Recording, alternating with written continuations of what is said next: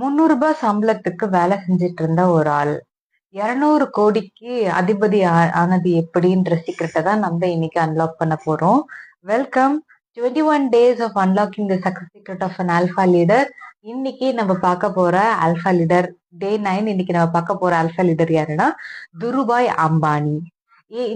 திருபாய் அம்பானி எப்படி இவ்வளவு பெரிய சாம்ராஜ்யத்தை உருவாக்குறாருன்ற சக்சஸ் சீக்ரெட்டை தான் நம்ம இன்னைக்கு பார்க்க போறோம். அவருக்கு ஒரு 3 சக்சஸ் சீக்ரெட் இருக்கு.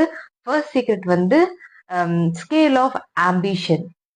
Think big, think fast, think ahead. இதுதான் அவரோட ஃபர்ஸ்ட் சீக்ரெட். செகண்ட் சீக்ரெட் என்னன்னா ஸ்பீட் ஆஃப் எக்ஸிகியூஷன்.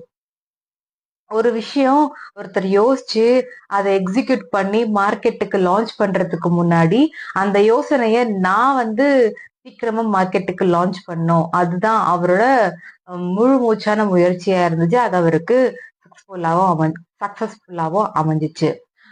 மூணாவது சீக்ரெட் என்னன்னா பேக்வர்ட் இன்டகிரேஷன்.